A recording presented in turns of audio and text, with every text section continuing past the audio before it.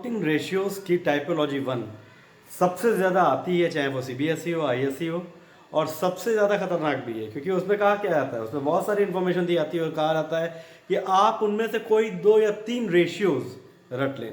तो रटने वाली बात के लिए हमने पहले 2 रेशियो के फॉर्मूले यहाँ पे भेजे थे, जिसमें how to learn accounting ratio without mugging up.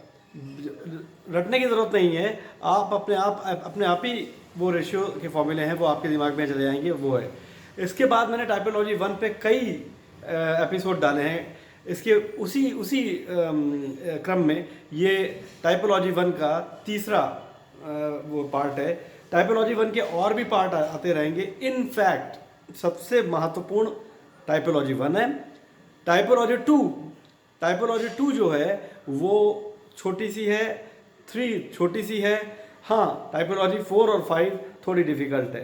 तो मेरा ये कहने का मतलब है कि टाइपोलॉजी वन पे जो हम लोग वक्त ले रहे हैं वो वर्थ है, क्योंकि टाइपोलॉजी वन सबसे ज़्यादा पूछी आती है।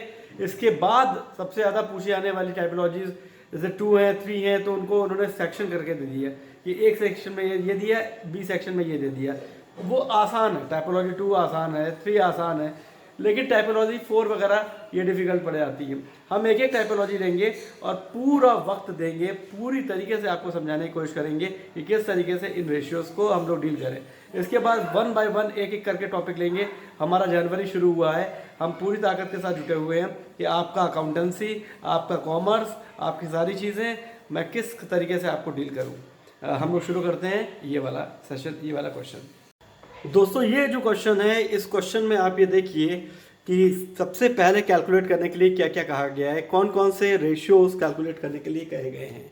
तो उन रेशियोज में एक तो है आईटीआर इन्वेंट्री टर्नओवर रेशियो, एक ये रेशियो दिया गया है। एक ऑपरेटिंग रेशियो दिया गया है और एक ग्रॉस प्रॉफिट रेशियो दिया गया है। टाइम वेस्ट ना हो, मैंने पहले से ही आईटीआर का फॉर्मूला लिखा हुआ है। आईटीआर इज इक्वल्स टू सीआरएफओ, यानी आरएफओ का मतलब होता है सेल की कॉस्ट अपॉन एवरेज इन्वेंट्री। ये आईटीआर का फॉर्मूला है। इसके बाद ऑपरेटिंग रेशियो का फॉर्मूला क्या होता है, ऑपरेटिंग एक्सपेंसेस। ऑपरेटिंग एक्सपेंसेस में सीआरएफओ यानी cost of revenue from operation plus operating expenses, इनको लिया जाता है अपॉन नेट आरएफओ। ये ऑपरेटिंग रेशियो का फॉर्मूला है। ग्रॉस प्रॉफिट रेशियो का फॉर्मूला क्या है, gross profit upon net RFO. ये आपको मैंने बता दिया अच्छी तरीके से कि ये भी आपका प्रॉफिटेबिलिटी रेशियो है, इसलिए नेट आरएफओ नीचे है, डिनोमिनेटर है, और ग्रॉस प्रॉफिट रेशियो भी आपका प्रॉफिटेबिलिटी रेशियो है, इसीलिए नेट आरएफओ ऊपर है। अगर ये होता एक्टिविटी रेशियो जैसे ये सीआरएफओ, तो वहाँ पे सीआरएफओ, या फिर अगर डाटा टर्नओवर रेशियो होता, डाटा टर्नओवर रेशियो को आजकल ट्रेड रिसीवेबल टर्नओवर रेशियो कहते हैं, तो वहाँ पे क्रेडिट में आरएफओ आता है, क्रेडिट में आरएफओ आता है। ये तो कॉस्ट आरएफओ है, लेकिन वहाँ पे क्रेडिट में आरएफओ आता, क्योंकि क्रेडिट सेल करने वालों को ही डेटर कहते हैं, और जिनसे हम क्रेडिट परचेज करते हैं, लाइबिलिटी होती है, उनका पैसा चुकाना वो लाइबिलिटी होती है।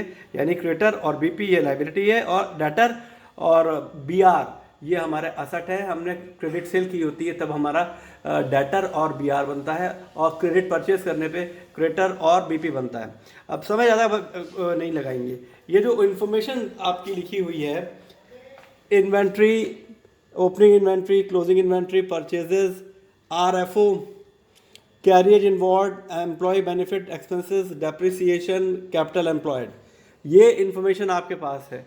अब ज़रा समझने की कोशिश कीजिएगा कि अगर यहाँ पे कहीं पे भी रेवेन्यू फ्रॉम ऑपरेशन बढ़िया सा दिया होता कि रेवेन्यू फ्रॉम ऑपरेशन कितना है, यहाँ पे आरएफओ दिया गया है 80,000 रुपये का, लेकिन कहीं से भी इसमें ग्रॉस प्रॉफिट नहीं दिया गया, अदरवाइज सीआरएफओ फटाक से निकल आता, क्योंकि आरएफओ से ग्रॉस प्रॉफिट को घटा देते हैं तो हमारा सीआरएफओ सीधे निकल आता है।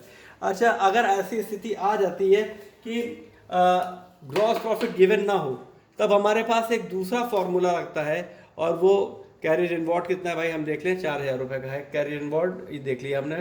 ये देखिएगा, उसमें दूसरा फॉर्मूला क्या होता है कि आरएफओ और ग्रॉस प्रॉफिट को नहीं छुएंगे, इसीलिए लाल कलम से लिखा हुआ है। ओपनिंग स्टॉक 28,000 है, ये 40,000 है, ये 4,000 है, इनको हम जोड़ लेंगे, 40, 50, 60, यानी कि 50, 60, 68, 68 और 4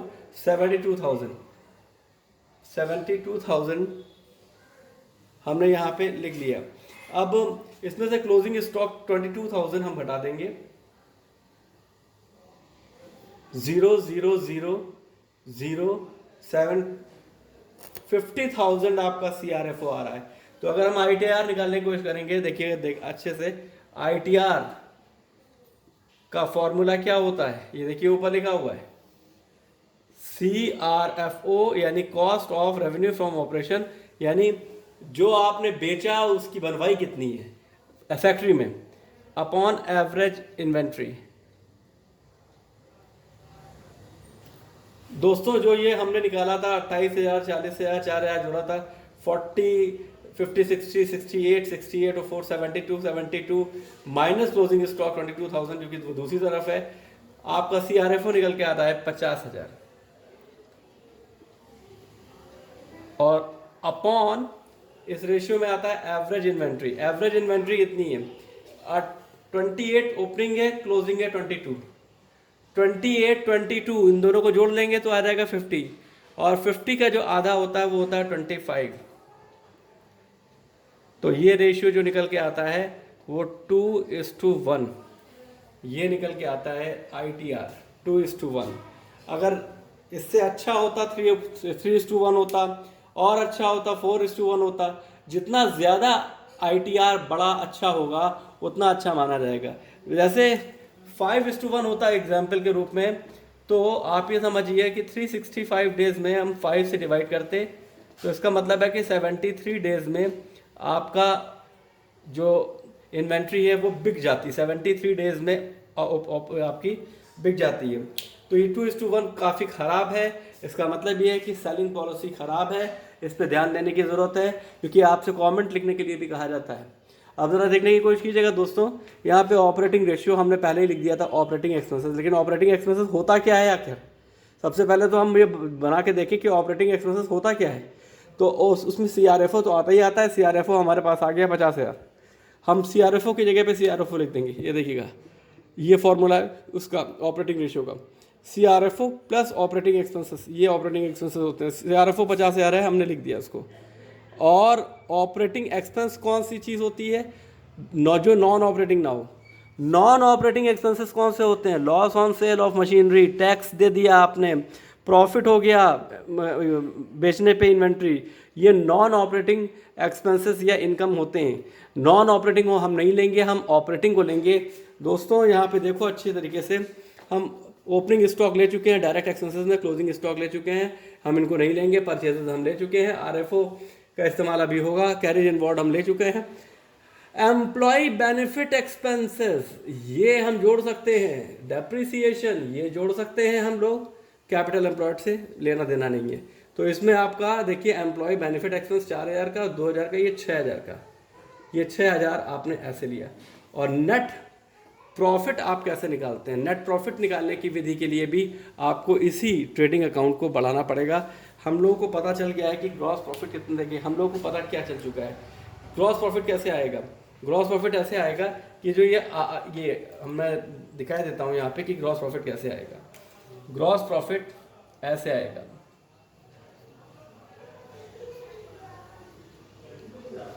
RFO में से, रेवेन्यू फ्रॉम ऑपरेशन में से अगर हम घटा देते हैं ग्रॉस प्रॉफिट को,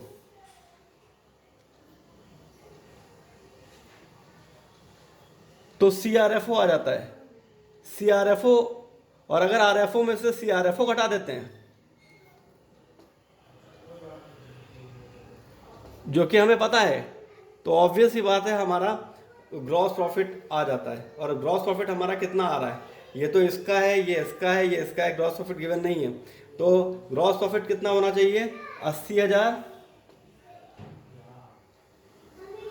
माइनस 50,000, तो ये ग्रॉस प्रॉफिट आपका 30,000 आया। ये कैसे आया, रेवेन्यू फ्रॉम ऑपरेशन एक चीज़ है यानी सेल, उसमें से हमने ये ग्रॉस प्रॉफिट नहीं लिया था, 1, 2, 3 चीज़ें जो डायरेक्ट एक्सपेंसेस की थी वो जोड़ी और क्लोजिंग इन्वेंट्री घटा दी, 50,000 CRFO आया। इस 50,000 को अगर आपने रेवेन्यू फ्रॉम ऑपरेशन से घटाया तो आपका ग्रॉस प्रॉफिट 30,000 रुपये आ गया। ये चीज़ आप बार बार रिपीट करके देख सकते हैं वीडियो को, या इसको आप रिकॉर्ड कर सकते हैं अपने पास, इसको इसको इसको इसको आप शेयर कर सकते हैं, आपको चीज़ें क्लियर आने लग जाएंगी। अब दोस्तों हमने ये बिगाड़ा क्यों? हमें इसको लिखे रहने देना चाहिए था, लेकिन अब हमें ज़रूरत है CRFO के साथ साथ ऑपरेटिंग एक्सपेंसेस की, और ऑपरेटिंग एक्सपेंसेस कैसे आएंगे ये अब हमें जानने की ज़रूरत होगी कि ये कैसे होगा। अब इधर देखिएगा, ये ग्रॉस प्रॉफिट तक की जगह है, ये देखिए ये आपका 80,000 और 22,000 का मतलब है 1,02,000। 1,02,000 आपने ये लिखा, 1,02,000 आपने ये लिखा।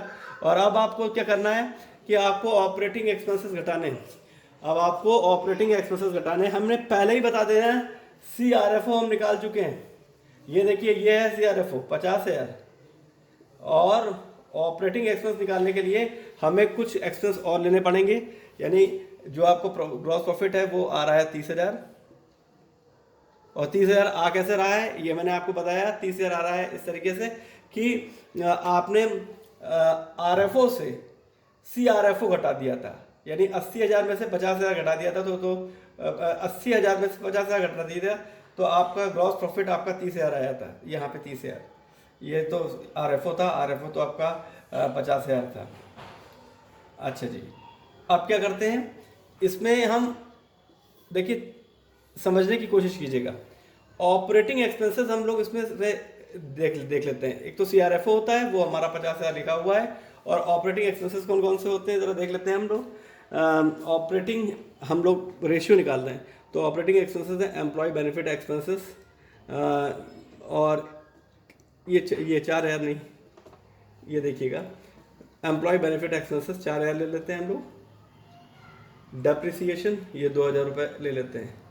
ये हमारे इनडायरेक्ट एक्सपेंसेस हैं, लेकिन ये ऑपरेटिंग कहलाते हैं, नॉन ऑपरेटिंग नहीं कहलाते। नॉन ऑपरेटिंग में loss on sale of machinery, taxation, इस टाइप की चीज़ें, इंटरेस्ट ऑन डिबेंचर, इस टाइप की चीज़ें ली आती हैं, वो नॉन ऑपरेटिंग होती हैं। इसमें हमने केवल ऑपरेटिंग ले लिया, क्योंकि CRFO और ऑपरेटिंग एक्सपेंसेस लेना था।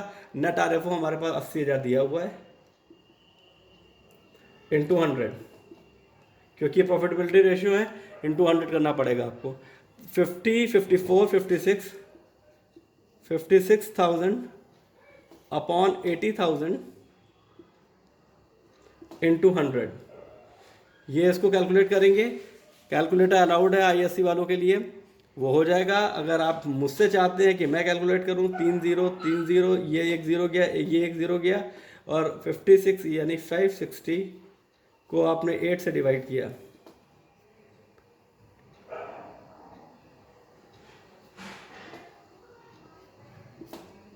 70% आ जाता है इसका ऑपरेटिंग रेशियो। अभी भी मैंने आपके सामने कैलकुलेट कर दिया। अब अगर हम निकालते हैं gross profit ratio, gross profit हमारा गिवन है, ये देखिए ग्रॉस प्रॉफिट हमने निकाला 30,000। वो कैसे आया है? 1 2 3 ये आइटम, ग्रॉस प्रॉफिट को भूल जाइए और साथ में RFO को भूल जाइए। Opening stock, purchases, carriage inward, इसको जोड़ लीजिए, इन्वेंट्री से घटा दीजिए, क्लोजिंग इन्वेंट्री से, तो आपके पास CRFO आ जाएगा। CRFO हमारा 50,000 आया। CRFO 50,000 आया, बार बार मैं बता रहा हूँ, उसको सुनिएगा। 28,000, 40,000, ये इसको देखिएगा कितना आ रहा है।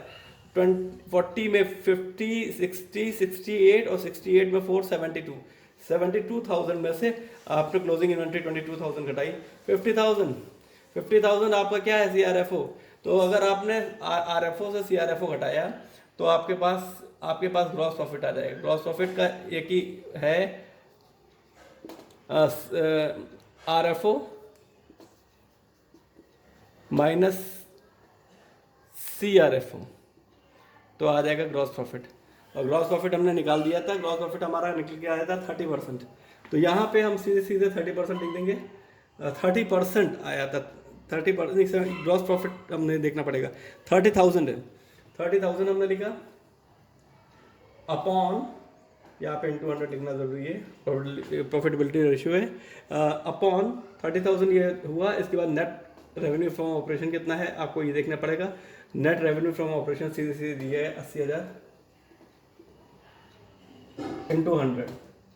कैलकुलेटर आप लोगों के पास अगर अलाउड है ओके देन ओके, अदरवाइज अगर अलाउड नहीं है तो आप देखिए 1 2 3 4 1 2 3 4, ये हो गया 300, 3 से 100 से मल्टीप्लाई किया 8